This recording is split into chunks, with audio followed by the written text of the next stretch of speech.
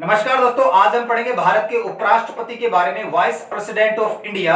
इससे पहले मैं आपको भारत के राष्ट्रपति के बारे में सब कुछ पढ़ा चुका हूं। भारत के राष्ट्रपति के अनुच्छेद 52 से लेकर 62 तक सेपरेट पढ़ा चुका हूं। उसके बाद राष्ट्रपति की विभिन्न प्रकार की शक्तियां मैं आपको पढ़ा चुका हूं। विधायी शक्ति हो, वित्तीय शक्ति हो, कूटनीति शक्ति हो, रक्षा शक्ति हो, वीटो पावर हो, इसके अलावा अध्यादेश की शक्तियां हो या आपातकालीन शक्तियां हो, सारी की सारी शक्तियों को डिटेल में पढ़ा चुका हूं। और अब हम पढ़ेंगे उपराष्ट्रपति के बारे में।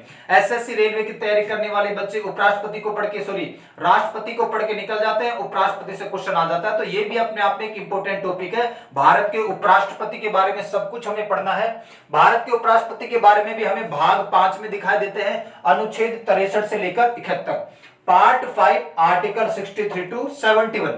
भारत का सबसे बड़ा सर्वोच्च पद, सबसे बड़ा संवैधानिक पद, हाईएस्ट कॉन्स्टिट्यूशनल पोस्ट माना जाता है राष्ट्रपति के पद को। तो दूसरा सबसे बड़ा पद कौन सा है?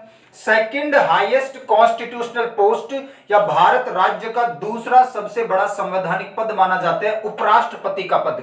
राष्ट्रपति के बाद दूसरा सबसे बड़ा पद है भारत का उपराष्ट्रपति। नाम से ही लग रहा है राष्ट्रपति के बाद उपराष्ट्रपति आएगा। सबसे पहले इसमें आते हैं, अनुच्छेद 63 में लिखा हुआ है कि भारत का एक उपराष्ट्रपति होगा। There shall be a vice president of India. Bharat राज्य का एक उपराष्ट्रपति होगा। अनुच्छेद 64 बहुत इंपॉर्टेंट। अनुच्छेद 64 क्या कहता है? इसमें तो सिंपल लाइन है, सबको याद है। आर्टिकल 64 कहता है कि राज्यसभा के पदेन सभापति होंगे। भारत का जो भी उपराष्ट्रपति बनेगा वो राज्यसभा का पदेन सभापति होगा, एक्स ऑफिशियो चेयरमैन होगा राज्यसभा का। अब ये जो पदेन शब्द या एक्स ऑफिशियो शब्द है ना, इसका मतलब समझो। देखो, भारत में दो सदन है, लोकसभा और राज्यसभा। राज्यसभा का सभापति होता है उपराष्ट्रपति। क्यों होता है? क्योंकि वो उपराष्ट्रपति है, वाइस प्रेसिडेंट है। तो पदेन शब्द का या एक्स ऑफिशियो शब्द का मतलब होता है कि जिस पद पर वो बैठा है वो पद उसको इजाजत देता है दूसरा पद धारण करने की। अब उपराष्ट्रपति का पद इजाजत देता है कि जो भी भारत का उपराष्ट्रपति बनेगा, वाइस प्रेसिडेंट बनेगा, वो उस उपराष्ट्रपति पद पर रहते हुए राज्यसभा का सभापति माना जाएगा। तो यही कहा जाता है कि भारत का उपराष्ट्रपति राज्यसभा का पदेन सभापति होता है। उसका पद कौन सा है? उपराष्ट्रपति का। और उपराष्ट्रपति पद पर रहते हुए वो क्या है? राज्यसभा के सभापति है। तो ये जो पद है, उपराष्ट्रपति का पद उनको इजाजत देता है राज्यसभा का सभापति का पद धारण करने की। तो अनुच्छेद 64 में यही लिखा हुआ है कि भारत का उपराष्ट्रपति राज्यसभा का पदेन सभापति होता है। उसके बाद अनुच्छेद 65 क्या है? राष्ट्रपति के पद को संभालना। अगर भारत राज्य में कभी ऐसी स्थिति आती है कि भारत के राष्ट्रपति की डेथ हो जाए, मृत्यु हो जाए, वो त्याग पत्र दे दे, रेजिग्नेशन दे दे, या महाभियोग की प्रक्रिया के द्वारा उनको हटा दिया जाए, किसी भी प्रकार से यदि भारत राज्य के अंदर राष्ट्रपति का पद खाली होता है, रिक्त होता है, राष्ट्रपति के पद पर कोई वैकेंसी आती है, तो उस परिस्थिति में दूसरा सबसे बड़ा पद कौन सा है? उपराष्ट्रपति का। तो भारत के उपराष्ट्रपति राष्ट्रपति के पद को संभालेंगे। भारत के राष्ट्रपति की मृत्यु, त्यागपत्र या महाभियोग की प्रक्रिया के द्वारा हटाए जाने के पश्चात किसी भी प्रकार की दिक्कत की वजह से यदि राष्ट्रपति का पद खाली होता है तो भारत के उपराष्ट्रपति के द्वारा राष्ट्रपति के पद को संभाला जाएगा। The vice president of India will holds the post of president of India. और कब तक? मैक्सिमम 6 महीने तक। 6 महीने का टाइम पीरियड बहुत होता है। 6 महीने में तो पूरे के पूरे लोकसभा के, राज्यसभा के चुनाव हो जाते हैं। तो 6 महीने का टाइम पीरियड बहुत होता है। इस टाइम पीरियड में आराम से राष्ट्रपति के चुनाव करवाए जा सकते हैं। तो अधिकतम 6 माह तक भारत का उपराष्ट्रपति राष्ट्रपति के पद को संभाल सकता है। दूसरा, वेतन और भत्ते। अब अगर उपराष्ट्रपति राष्ट्रपति के पद को संभालेंगे तो उनको राष्ट्रपति के बराबर वेतन और भत्ते दिए जाएंगे, इसमें कोई दो राय नहीं है। अगर वो राष्ट्रपति के पद पर बैठे हैं, राष्ट्रपति की शक्तियां संभाल रहे हैं, राष्ट्रपति का कामकाज कर रहे हैं, तो उनको वही वेतन भत्ते दिए जाएंगे, वही सैलरी और अलावेंस दिए जाएंगे जो राष्ट्रपति को दिए जाते हैं। तो ये आपके आर्टिकल 63, 64 और 65 है। भारत का एक उपराष्ट्रपति होगा। भारत का उपराष्ट्रपति राज्यसभा का पदेन सभापति होता है। जिस पद पर वो बैठा है, यानी उपराष्ट्रपति का पद उनको इजाजत देता है कि तुम राज्यसभा के सभापति भी माने जाओगे, और जो भी भारत का उपराष्ट्रपति बनेगा अपने आप राज्यसभा का सभापति बन जाता है। और अनुच्छेद 65 कहता है कि राष्ट्रपति का पद खाली होने के पश्चात भारत का उपराष्ट्रपति राष्ट्रपति के पद को अधिकतम 6 माह तक संभाल सकता है और उनको वही वेतन और भत्ते दिए जाएंगे जो राष्ट्रपति को दिए जाते हैं। उसके बाद अनुच्छेद 66 आर्टिकल 66 में क्या है, योग्यता और चुनाव। भारत के उपराष्ट्रपति की क्या क्या योग्यता होनी चाहिए, चुनाव कैसे होता है, qualifications and elections of vice president of India. योग्यता की अगर बात करें तो योग्यता सिंपल है। पहली योग्यता भारत का नागरिक होना चाहिए। दूसरी योग्यता 35 साल की उम्र कंप्लीट कर चुके हो, भारत का नागरिक होने चाहिए, है ना, he shall be citizen of India. दूसरा 35 साल की उम्र कंप्लीट कर चुके हो, 35 साल में नहीं हो, 35 के साल में नहीं हो, 35 साल पूरी कर चुके हो, वही राष्ट्रपति वाली है, ठीक है। ही शैल कंप्लीटेड 35 इयर्स ऑफ एज। तीसरा राज्यसभा का चुनाव लड़ने योग्य होने चाहिए, है ना, qualified for election of Rajya Sabha. जब मैंने आपको राष्ट्रपति बताया था तो यहां पर लिखा हुआ था कि जो भी राष्ट्रपति बनेगा वो लोकसभा का चुनाव लड़ने योग्य होना चाहिए, और यहां पर लिखा हुआ है राज्यसभा का चुनाव लड़ने योग्य होना चाहिए, क्योंकि उपराष्ट्रपति का सीधा संबंध किससे होता है, राज्यसभा का। राज्यसभा की कार्रवाई कौन देखते हैं, हमारे उपराष्ट्रपति देखते हैं, क्योंकि वो राज्यसभा के सभापति होते हैं। इसी वजह से वो राज्यसभा का चुनाव लड़ने योग्य होना चाहिए। राज्यसभा के सदस्य या मेंबर नहीं होने चाहिए, चुनाव लड़ने योग्य होना चाहिए। उनके अंदर इतनी योग्यता होनी चाहिए कि वो राज्यसभा का चुनाव लड़ पाए। तो केवल योग्यता होनी चाहिए, हमें राज्यसभा का कोई सदस्य नहीं चाहिए, केवल योग्यता चाहिए, क्वालिफिकेशन चाहिए। तो ये तो 3 महत्वपूर्ण योग्यताएं हैं। उसके अलावा कुछ और बातें जानो योग्यता से संबंधित। भारत का जो भी उपराष्ट्रपति बनेगा वो किसी लाभ के पद पर नहीं हो सकता। He shall not hold any office of profit, वो किसी लाभ के पद को धारण नहीं करेगा, चाहे वो सरकारी हो चाहे वो प्राइवेट हो, है ना, चाहे वो सरकारी हो चाहे वो प्राइवेट हो, किसी भी प्रकार का लाभ का पद वो धारण नहीं कर सकता है, किसी अथॉरिटी के अंडर वो काम नहीं कर सकता है। अगर वो कोई प्राइवेट कर्मचारी है या सरकारी कर्मचारी है तो फिर उसको इस्तीफा देना होगा, तब जाके वो नामांकन भर सकता है। तो लाभ के पद पर नहीं हो सकते हैं। दूसरा, संसद या विधानमंडल के सदस्य नहीं हो सकते हैं। एक तो हमारी संसद होती है जिसमें 2 सदन होते हैं, लोकसभा और राज्यसभा। एक हमारे विधानमंडल होते हैं राज्यों में, लेजिस्लेचर, इसमें भी एक तो विधान सभा होती है और एक विधान परिषद होती है। तो जो भी उपराष्ट्रपति बनेगा वो संसद या विधानमंडल का सदस्य नहीं होगा। राष्ट्रपति के टाइम पे भी मैंने आपको बताया था कि जो भी राष्ट्रपति का चुनाव लड़ेगा वो किसी लाभ के पद पर नहीं हो सकता, ये भी सेम है। और वो संसद या विधानमंडल का सदस्य नहीं होगा, वो किसी संसद या विधानमंडल का सदस्य, इन चारों सदनों में से किसी का भी सदस्य नहीं हो सकता है। एक और बात मैंने आपको बताई थी, याद करो कि अगर नॉर्मल इंसान है तो नामांकन भरने से पहले उसको इस्तीफा देना होगा, अपना पद छोड़ना होगा। लेकिन कुछ पद ऐसे हैं ये पद पर रहते हुए नामांकन भर सकते हैं, जैसे एमपी है, एमएलए है, गवर्नर है, राष्ट्रपति है, उपराष्ट्रपति है। ये कुछ ऐसे विशेष पद हैं, ये अपने पद पर रहते हुए नामांकन तो भर सकते हैं, नामांकन के दौरान इनको इस्तीफा देने की जरूरत नहीं है, लेकिन चुनाव जीतने के बाद इनको इस्तीफा देना पड़ेगा। भाई फिर तो देना ही पड़ेगा ना, चुनाव जीत गए हैं, फिर तो इस्तीफा देके पद धारण करना ही है।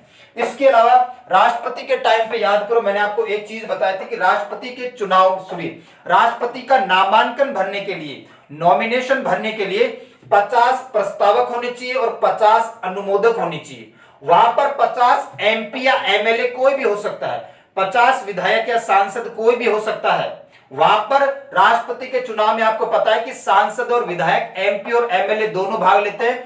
तो 50 एमपी या एमएलए प्रस्तावक के रूप में और 50 एमपी या एमएलए अनुमोदक या समर्थक के रूप में होने चाहिए। लेकिन यहां पर ये क्या है, ये 20-20 रखे हैं। क्यों?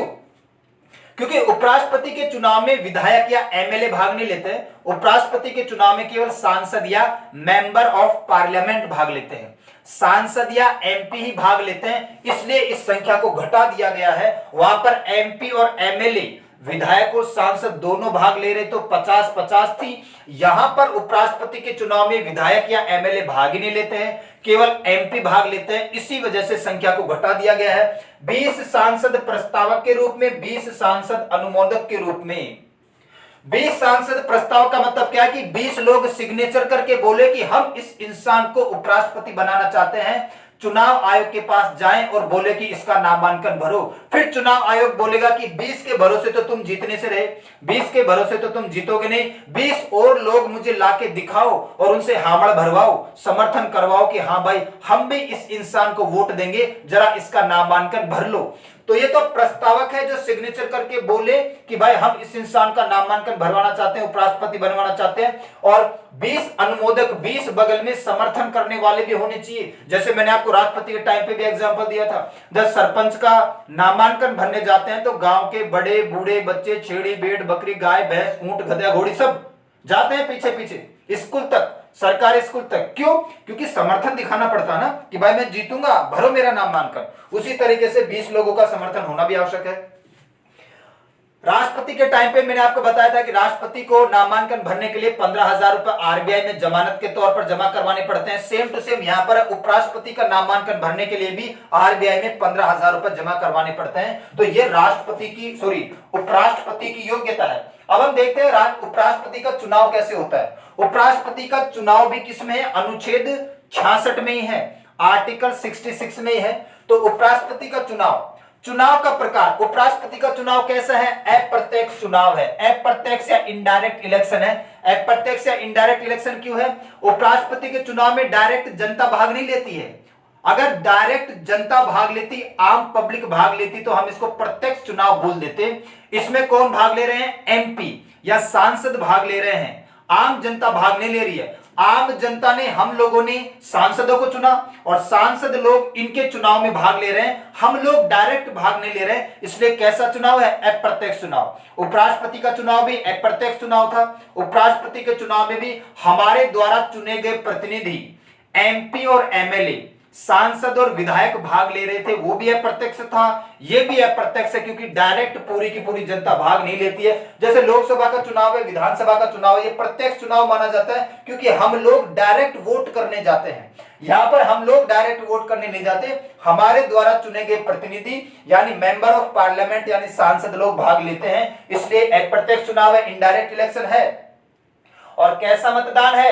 गुप्त मतदान है, सीक्रेट बैलेट है। बारी बारी से एक एक इंसान जाता है और अपना वोट डाल के आता है, इसलिए ये कैसा है? गुप्त मतदान है।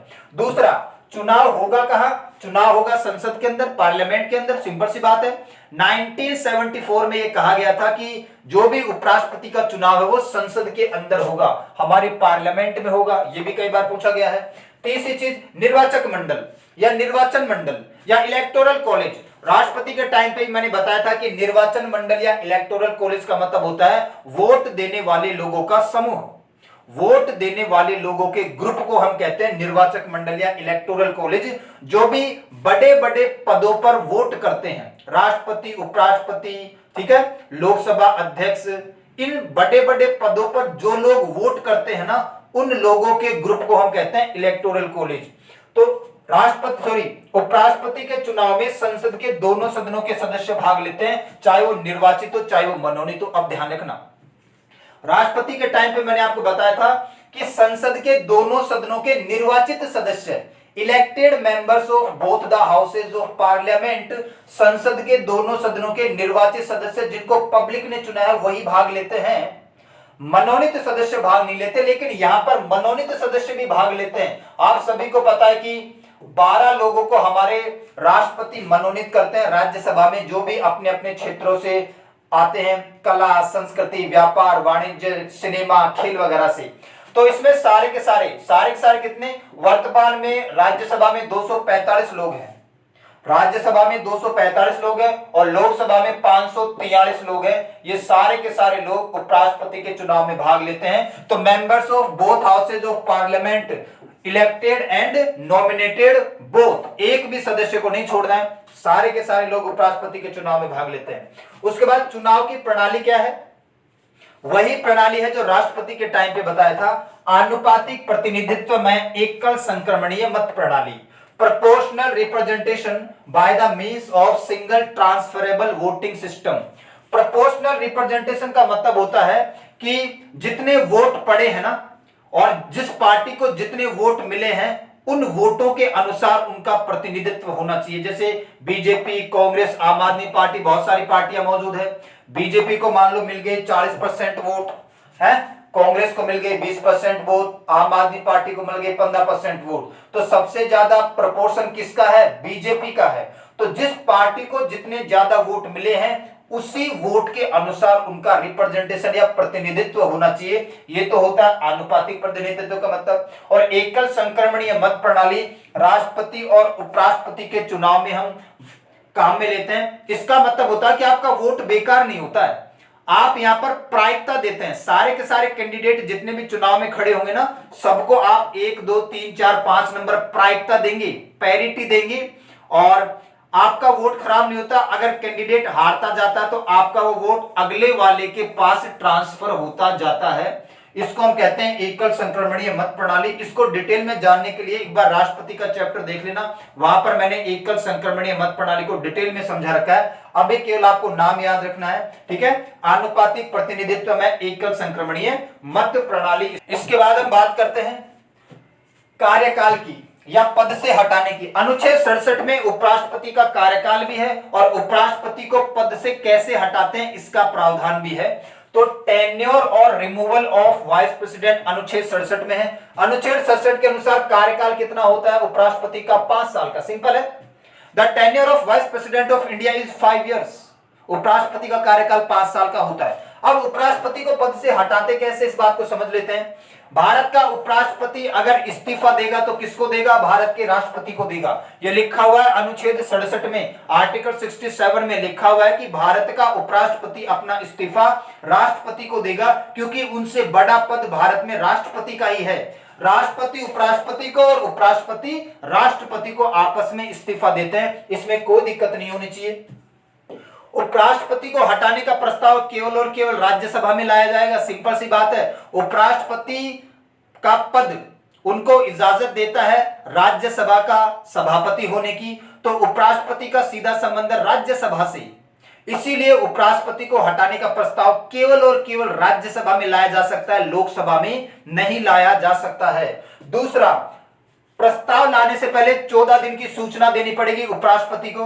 उपराष्ट्रपति को बताना पड़ेगा 2 सप्ताह पहले यानी 14 दिन पहले कि सर हम आपको हटाने के लिए प्रस्ताव लाना चाहते हैं, जरा कमर कस लीजिए, ठीक है। तो 14 दिन की पूर्व सूचना, 14 डेज प्रायर नोटिस देना जरूरी है। उसके बाद में राज्यसभा के अंदर यह प्रस्ताव प्रभावी बहुमत से पास होना चाहिए। राज्यसभा के अंदर यह प्रस्ताव प्रभावी बहुमत से पास होना चाहिए। प्रभावी बहुमत का मतलब होता है जो भी टोटल स्ट्रेंथ है ना। टोटल स्ट्रेंथ मतलब जैसे राज्यसभा में 245 है, टोटल स्ट्रेंथ में से उन लोगों को हमें घटाना है जिनको मान लो कि उनकी सदस्यता रद्द हो गई है, जैसे अभी राहुल गांधी की सदस्यता रद्द हो गई है। तो प्रभावी मतलब का मतलब होता है जो टोटल स्ट्रेंथ है, जो कुल क्षमता है उस सदन की, उस क्षमता में से मान लो किसी की डेथ हो गई है, किसी की मृत्यु हो गई किसी मेंबर की, मान लो किसी ने त्यागपत्र दे दिया, रेजिग्नेशन दे दिया, या मान लो किसी को सदस्यता रद्द कर दी गई है, तो उन लोगों को घटाकर जितने भी सदस्य बचे हैं उनका 50% प्लस 1। मान लेते हैं कि राज्यसभा में 245 फुल स्ट्रेंथ है। इस फुल स्ट्रेंथ में क्या करना है, 5 लोगों को घटा देते हैं कि 5 लोग ऐसे हैं, कम है, किसी ने त्यागपत्र दे दिया, किसी की मृत्यु हो गई, किसी की सदस्यता रद्द कर दी गई है, तो कितने बचे? 240। अब इस 240 का 50% प्लस 1 लेना है हमें। इस 240 का आधा करना है प्लस 1 ज्यादा। 240 का 50% करो प्लस 1 ज्यादा हमें चाहिए, इसे बोलते हैं प्रभावी बहुमत। और राज्यसभा में प्रभावी बहुमत से पास होने के बाद ये लोकसभा में भी जाता है, भाई ध्यान रखना। राज्यसभा में प्रभावी बहुमत से पास होने के बाद ये लोकसभा में भी जाता है, और लोकसभा में हमें प्रभावी बहुमत नहीं चाहिए, लोकसभा में हमें सामान्य बहुमत चाहिए। सामान्य बहुमत का मतलब क्या होता है? लोकसभा की टोटल स्ट्रेंथ तो है 543, लेकिन रोजाना 543 थोड़ी आते हैं, कभी 500, कभी 550, कभी 450। तो जितने भी मेंबर प्रेजेंट है, मान लो 543 डेली नहीं आते हैं, मान लो कि 450 लोग ही आए हैं, है ना, 450 लोग ही आए हैं, तो इसका 50% प्लस 1 ज्यादा करना है, आधा बहुमत चाहिए।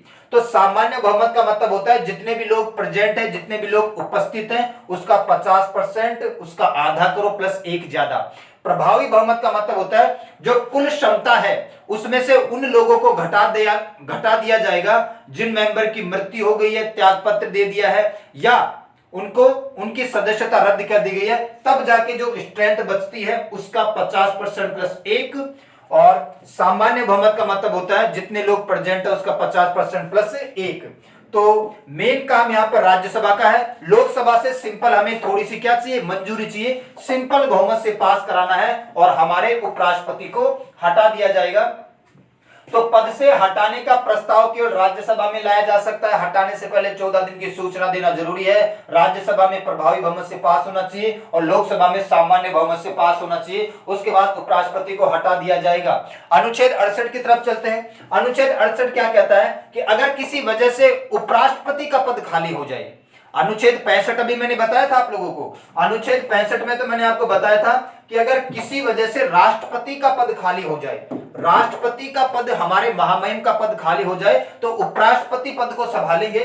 लेकिन यहां पर कहा गया कि उपराष्ट्रपति का पद खाली हो जाए, कैसे हो सकता है, वो त्यागपत्र दे दे, हो सकता है उनकी मृत्यु हो जाए, हो सकता है उनको हटा दिया जाए। अभी जो हमने प्रोसेस देखा था, एक बात ध्यान रखना, उपराष्ट्रपति को हटाने के लिए महाभियोग की प्रक्रिया नहीं लाई जाती है। महाभियोग की प्रक्रिया राष्ट्रपति को हटाने के लिए लाई जाती है या सुप्रीम कोर्ट या हाई कोर्ट के जजों को हटाने के लिए लाई जाती है। उपराष्ट्रपति को हटाने के लिए महाभियोग की प्रक्रिया नहीं लाई जाती है। तो किसी वजह से राष्ट्रपति त्यागपत्र दे दे, मृत्यु हो जाए, या इस प्रोसेस के माध्यम से अभी जो हमने देखा है इनको पद से हटा दिया जाए और किसी वजह से उपराष्ट्रपति का पद खाली हो जाए, तो चुनाव आयोग जल्द से जल्द, एज सून एज पॉसिबल, उपराष्ट्रपति का चुनाव करवाएगा और इस पद को तुरंत भरेगा। कुछ किताबें डायरेक्ट लिख देती है कि 6 महीने के अंदर अंदर पद भरा जाना चाहिए, ऐसा कोई प्रावधान नहीं है। एज सून एज पॉसिबल, जितने जल्दी हो सके उतने जल्दी आपको इस पद को भरना है। ये कहा जाता है किसको, चुनाव आयोग को कहा जाता है कि उपराष्ट्रपति का पद खाली होना नहीं चाहिए। अनुच्छेद 69 में क्या है, शपथ है। हमारे उपराष्ट्रपति को शपथ कौन दिलाएगा, राष्ट्रपति। राष्ट्रपति ही शपथ दिलाएगा क्योंकि इनसे बड़ी पोस्ट राष्ट्रपति की ही है ना। राष्ट्रपति को शपथ उपराष्ट्रपति को शपथ कौन दिलाता है, राष्ट्रपति। उपराष्ट्रपति इस्तीफा किसको देते हैं, राष्ट्रपति को। दोनों बातें सही है। हाँ भाई, देखो, उपराष्ट्रपति को शपथ राष्ट्रपति भी दिला सकता है या ऐसा कोई भी आदमी दिला सकता है जिसको राष्ट्रपति नियुक्त करता है। मान लो राष्ट्रपति नहीं है देश में, तो राष्ट्रपति बोल सकते हैं कि भाई chief justice of India, Bharat के सर्वोच्च न्यायालय का मुख्य न्यायाधीश इनको शपथ दिलवा सकता है। तो वह किसी व्यक्ति को नियुक्त भी कर सकते हैं अगर वो मौजूद नहीं है तो। अगर वो मौजूद है तो खुद ही शपथ दिलाएंगे। उसके बाद अनुच्छेद 70 में क्या है, उपराष्ट्रपति के कार्यों से संबंधित संसद में कानून बनाए जा सकते हैं। हमारी जो संसद है, हमारी जो पार्लियामेंट है, उसके पास एक पावर है, उसके पास एक शक्ति है कि वो उपराष्ट्रपति के कार्यों से संबंधित कोई भी नियम कानून बना सकते हैं। उनको काम ज्यादा देना है, उनका काम घटाना है, बढ़ोतरी करनी है, घटोती करनी है, ये अनुच्छेद 70 कहता है। अनुच्छेद 71 बहुत इंपॉर्टेंट है, ये राष्ट्रपति और उपराष्ट्रपति दोनों के लिए है। अनुच्छेद 71 राष्ट्रपति और उपराष्ट्रपति दोनों के लिए है। अनुच्छेद 71 कहता है कि भारत के राष्ट्रपति और उपराष्ट्रपति, राष्ट्रपति या उपराष्ट्रपति के चुनाव में किसी प्रकार की विवाद की स्थिति में, मान लो राष्ट्रपति या उपराष्ट्रपति के चुनाव में घपला हो गया है, किसी प्रकार का विवाद खड़ा हो गया है, डिस्प्यूट अराइज हो गया, बहुत ज्यादा मतभेद हो गया है, तो राष्ट्रपति एवं उपराष्ट्रपति के चुनाव में विवाद की स्थिति में जो अंतिम फैसला देगा वो कौन देगा, हमारा सर्वोच्च न्यायालय देगा। सर्वोच्च न्यायालय में केस चला जाएगा और जो अंतिम फैसला देगा हमारा सर्वोच्च न्यायालय देगा, हमारा सुप्रीम कोर्ट देगा। तो in case of dispute in the election of president और vice president the final decision is given by the supreme court of India. चाहे राष्ट्रपति का चुनाव हो चाहे उपराष्ट्रपति का चुनाव हो, इन दोनों के चुनाव में किसी भी प्रकार की विवाद की स्थिति में अंतिम निर्णय कौन देगा, सर्वोच्च न्यायालय देगा, और ये मानना ही पड़ेगा हम लोगों को। ठीक है, तो 71 दोनों के लिए ही काम में आता है। तो ये अनुच्छेद 63 से लेकर 71 तक किसके थे, उपराष्ट्रपति के थे। अब हम थोड़ी सी बात और कर लेते हैं जो बच्चों के छोटे मोटे क्वेश्चन क्लास में लोग आए दिन करते रहते हैं। उपराष्ट्रपति पुनः निर्वाचन का पात्र होगा। अनुच्छेद 67 में इस बात का भी जिक्र है कि भाई उपराष्ट्रपति पुनः निर्वाचन का पात्र होगा। कोई भी व्यक्ति एक से ज्यादा बार उपराष्ट्रपति बन सकता है। ये मैंने आपको बताया था राष्ट्रपति के टाइम पे भी कि राष्ट्रपति पुनः निर्वाचन का पात्र होगा। री इलेक्ट हो सकता है कोई भी व्यक्ति कितने भी बार, कोई यहां पर समय सीमा नहीं है। तो भारत का उपराष्ट्रपति भी एक से ज्यादा बार बन सकता है, कितनी भी बार बन सकता है, कोई प्रावधान नहीं है। तो पुनः निर्वाचित हो सकता है। दूसरा, वेतन और भत्ते। भारत के जो उपराष्ट्रपति है उनके वेतन और भत्तों का प्रावधान है अनुच्छेद 97 में। देखो अनुच्छेद 97 में किस किस का वेतन है? अनुच्छेद 97 में लोकसभा अध्यक्ष का, लोकसभा उपाध्यक्ष का, राज्यसभा का सभापति और राज्यसभा का उपसभापति, इन चारों के वेतन का प्रावधान है। अनुच्छेद 97 या आर्टिकल 97 में लोकसभा अध्यक्ष, लोकसभा उपाध्यक्ष, राज्यसभा का सभापति, राज्यसभा का उपसभापति, speaker of Lok Sabha, deputy speaker of Lok Sabha, chairman of Rajya Sabha, deputy chairman of Rajya Sabha, इन चारों के वेतन का प्रावधान है। तो उपराष्ट्रपति महोदय को वेतन उपराष्ट्रपति के पद के लिए नहीं मिलता है, उनको वेतन मिलता है राज्यसभा के सभापति के तौर पर। जो हमारा उपराष्ट्रपति है, जो हमारा वाइस प्रेसिडेंट है, उसको वेतन इसलिए नहीं मिलता कि वो उपराष्ट्रपति है, नहीं, उनको वेतन इसलिए मिलता है कि वो राज्यसभा के सभापति है। अरे उपराष्ट्रपति को मात्र एक पद है, सारा का सारा काम हमारा उपराष्ट्रपति कहां पर करता है? राज्यसभा में, क्योंकि वो राज्यसभा का पदेन सभापति है। बेचारा 10-12 घंटे की ड्यूटी तो राज्यसभा में दे रहा है वो राज्यसभा के सभापति के तौर पर। तो वेतन उनको किस चीज का मिलता है? राज्यसभा के सभापति का वेतन मिलता है, ना कि उपराष्ट्रपति का। तो भारत के उपराष्ट्रपति को वेतन राज्यसभा के सभापति के तौर पर मिलता है, ना कि उपराष्ट्रपति के पद के लिए। इस बात को गांठ बांध लेना भाई। आगे चलते हैं। राज्यसभा के सदस्य नहीं होते हैं, राज्यसभा का हिस्सा होते हैं। जो भी उपराष्ट्रपति बनेगा वो राज्यसभा का सदस्य नहीं होता, वो राज्यसभा का हिस्सा होता है। अभी मैंने आपको बताया था, क्वालिफिकेशन को याद करो एक बार, है ना? क्वालिफिकेशन को याद करो कि जो भी भारत का उपराष्ट्रपति बनेगा, जो भी भारत का उपराष्ट्रपति बनेगा वो संसद या विधानमंडल का सदस्य नहीं हो सकता है। अगर है तो उपराष्ट्रपति पद धारण करने से पहले इस्तीफा देना होगा। तो जब वो संसद का सदस्य ही नहीं है, मतलब राज्यसभा का सदस्य नहीं होता उपराष्ट्रपति, राज्यसभा का हिस्सा होता है। Vice president is not the member of Rajya Sabha, he is the part of Rajya Sabha. वो राज्यसभा का सदस्य नहीं होता है, वो राज्यसभा का हिस्सा होता है, वो राज्यसभा का सभापति, राज्यसभा की कार्यवाही देखता है। इस बात का ध्यान रखना है। उपराष्ट्रपति की अनुपस्थिति के संबंध में संविधान में कोई भी प्रावधान नहीं है कि अगर भारत का राष्ट्रपति उपस्थित नहीं है, अनुपस्थित है, किसी वजह से अनुपस्थित है, पद खाली पड़ा है, उस परिस्थिति में हमें क्या करना चाहिए, इसका भी भारत के संविधान में कोई भी जिक्र नहीं है। तो उपराष्ट्रपति की अनुपस्थिति के संबंध में कि भारत का उपराष्ट्रपति यदि उपस्थित नहीं है, अनुपस्थित है, उस परिस्थिति में क्या प्रावधान होने चाहिए, इसका कोई भी जिक्र नहीं है। और एक अंतिम, पद से हटाने का कोई भी प्रावधान, जैसे राष्ट्रपति को हटाने के लिए कोई ना कोई कारण होना चाहिए। कारण क्या होना चाहिए? कि वो संविधान का उल्लंघन करे, हमारा जो संविधान है उसको वायोलेट करे, तो राष्ट्रपति को हटाने का कारण है। लेकिन उपराष्ट्रपति को पद से हटाने का कोई निश्चित कारण का जिक्र हमारे संविधान में है ही नहीं, है ना? हमारे संविधान में राष्ट्रपति को किस वजह से हटाएंगे कोई निश्चित कारण नहीं दे रखा है। तो ये सारी की सारी चीजें भी आपको पता होना चाहिए। तो आज हमने उपराष्ट्रपति को पढ़ा है। एसएससी रेलवे की तैयारी करने वाले बच्चे के लिए रामबाण इलाज है। मिलते हैं नेक्स्ट क्लास में, तब तक के लिए सभी को धन्यवाद।